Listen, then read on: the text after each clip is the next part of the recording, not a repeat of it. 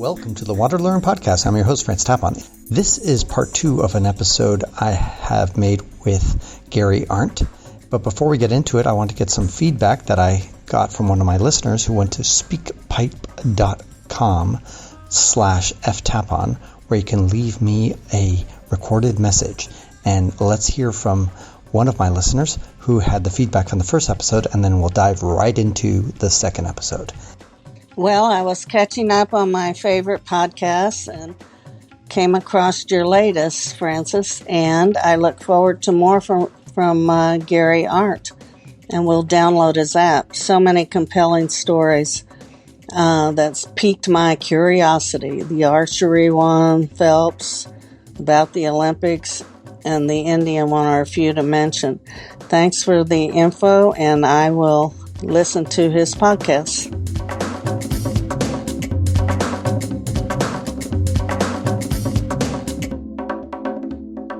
What are your plans for 2022? I've kind of been rethinking about how to do a tour, because a lot of the tours I've done in the past, a group tour, it's like you start in this city, you spend a day or two there, then you go to the next city, then you go to the next city, then you go to the next city. You know, one of the common themes of a lot of my episodes has been stuff about ancient Rome, just because I think there's a lot of things about it that a lot of people don't realize, and there's a lot of things about the world today which can trace its origins back to Rome, and we don't realize it.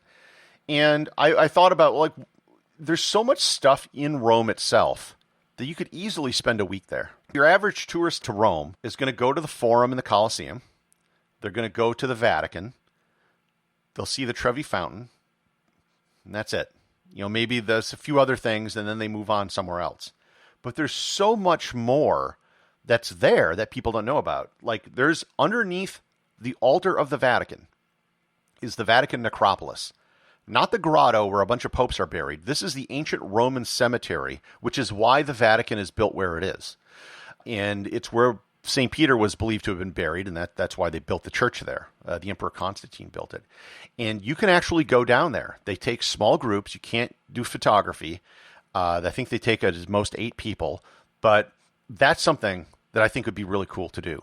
Nero's palace was the largest building in antiquity, probably. It was this enormous thing. It was called the Domus Aureus, which is the Golden House. And part of it's still there. And you can go and you can see the dining room, and it was buried. And so a lot of the original artwork is still there, untouched. Hadrian's Villa, just outside of Rome, I've been there. Just an absolutely amazing place. Hardly anyone visits. Same with the Fountains of Tivoli. More people visit that. If you go the other direction to Ostia, which is the Roman, the former port city of Rome, it's actually 2 kilometers from the sea now because the river silted it in over 2,000 years. But that's like going to Pompeii. It's a very well-preserved city.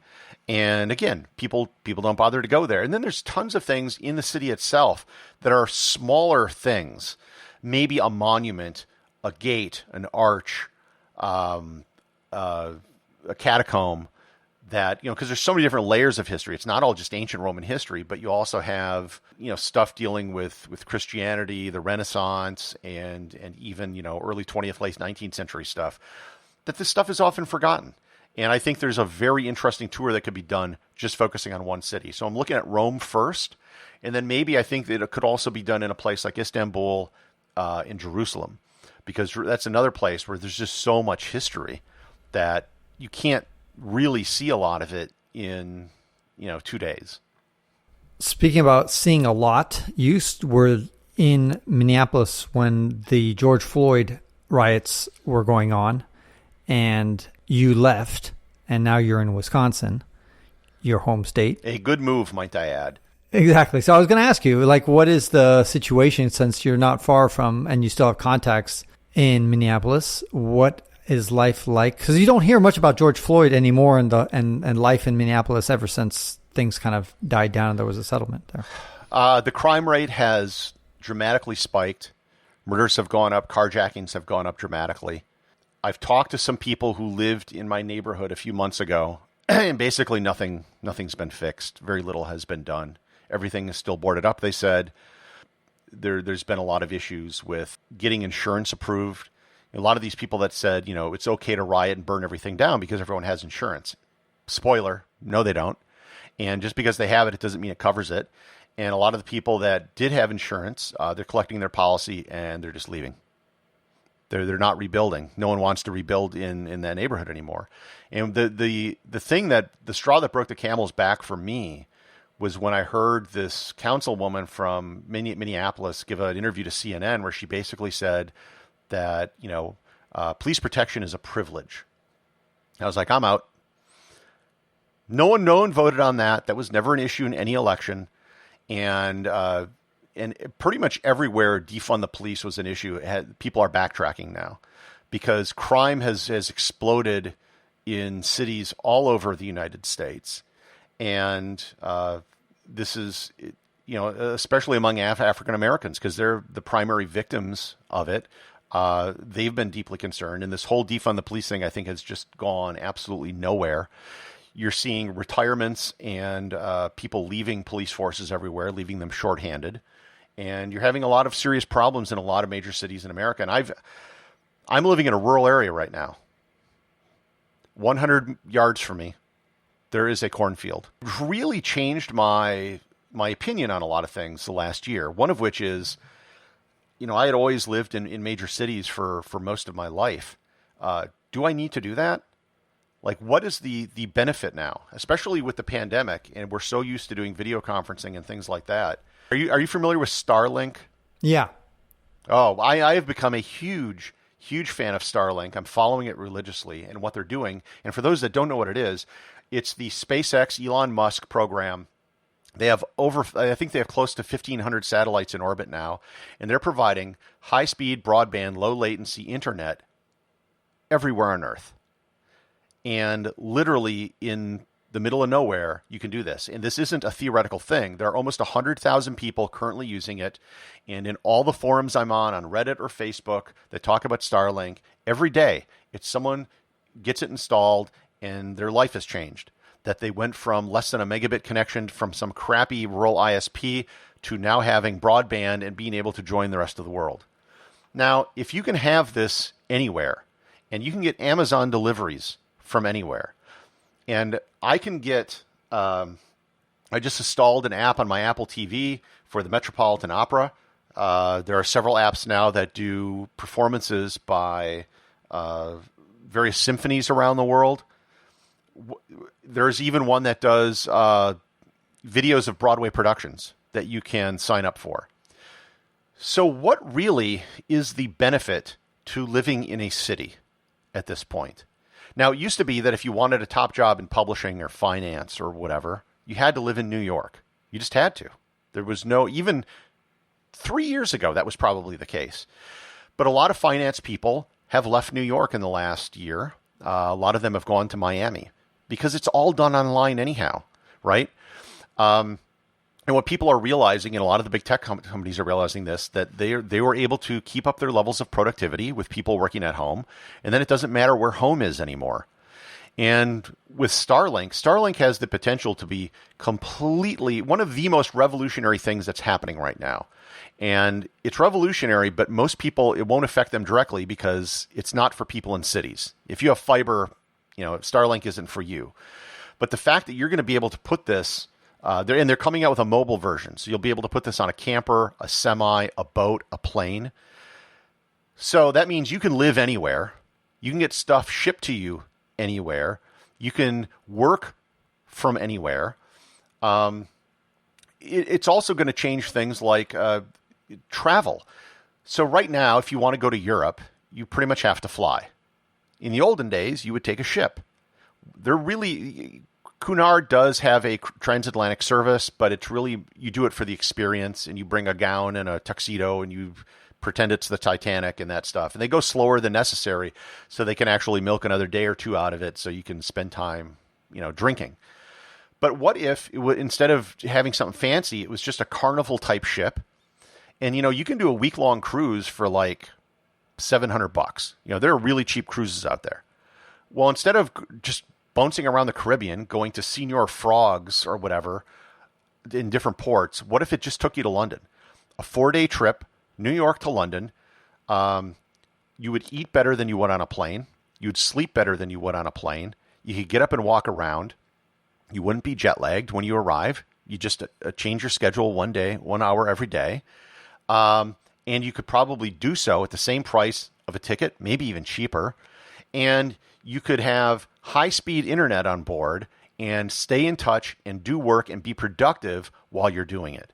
That lack of productivity is what's stopping people from doing something like that now, right? You don't want to take 4 days off of work to make a trip to Europe. I would do it, but I have more time than most people because I just travel. But I think it could revolutionize that. It could revolutionize, all the go-go wireless internet stuff in airplanes. That'll be gone. This is all moving to Starlink. Absolutely, especially for domestic flights. So it's going to, it's really going to change things. And it's also going to change. I'm not saying New York's going to become a ghost town, but it's going to change how we view things. And you live in San Francisco, and I know San Francisco's been having a lot of problems with crime, homelessness, and other issues. And at some point, a lot of people are just going to say, is it really worth paying a premium for this when I can have most of the benefits? Now, certainly you won't have restaurants. That's one thing you're obviously not going to have, and nightlife and things like that. But a lot of it you're going to be able to have from anywhere. And the corollary to that isn't just living out in the woods. It's going to be people, we were very early on the digital nomad wagon. And it's become kind of a thing now. And now you see countries like Barbados and Estonia. I think Georgia recently did it. Who are now offering these digital nomad visas. You're going to see a lot more people that are working overseas. And that's actually the next travel I do is probably going to be in that form. I'm probably just going to go somewhere and live for a while rather than travel like I used to, where I was pretty busy going from place to place. I may just get an apartment somewhere for 6 months so I can, work on the podcast. How much is Starlink? Is it $75 a month or something like that? $99 a month and $500 up front for the dish. Got it. Okay. And the dish is it's not a regular curved satellite dish. That's not how it works, where you point it at one part in the sky. It's actually an active, so it's a technology that really has never been commercially done before. These satellites are in low Earth orbit, so they're constantly moving. So it's constantly having to track different satellites. So it actually moves. No, the dish doesn't move. It's electronically changing where it gets the signal from. Oh, I see. So, but it's still fixed in a certain point. Yeah. Okay. There is a small motor on the dish. So what you do is you just pick a spot that has little obstruction, like the top of your house, and then it will just automatically orientate itself to the right spot and stop. But this is the first version of it, and already I think Elon Musk had a tweet that they've brought their price to manufacture it was originally like $2,000. I think they got it down to $1,000, and they're trying to get it down to a few hundred because they're taking a loss on it. And are you on a waiting list to get it, given that you're in a rural place? I'm not as much in a rural area as you probably need to be. I think I probably could get it, but we get cable here. I mean, I'm next to a cornfield, but I'm also 15 minutes away from an Amazon distribution center. I see. So I'm like in an exurb. Got it. Not a suburb. For some reason, I'm blanking out on the name of the author of Vagabonding. God. Ralph Potts? Thank you. He reminds me of you in a bit because he's also playing this arbitrage, as he calls it, of being in a rural place. He's from Kansas. You're in Wisconsin. And you can just live very inexpensively there and yet have all the benefits that you would have if you were in New York or San Francisco. One of the things that I really enjoy doing is going to movies. All the movies are streaming now. Right. Like on the weekend, the time they come out. And they're streaming for a lot less than it costs to go to a movie. And if you have any new television now, they're cheap and they're glorious, and you can get a gigantic one for very little money. And it's a fine viewing experience. And I think, quite frankly, they're only going to get bigger and better over time. I would not be surprised within 10 years if the average household doesn't at least have an 80-inch screen, possibly going up to 100, and it's simply the wall. And it's kind of an experience like that. And there is something that changes when you have an enormous screen, that it becomes far more immersive.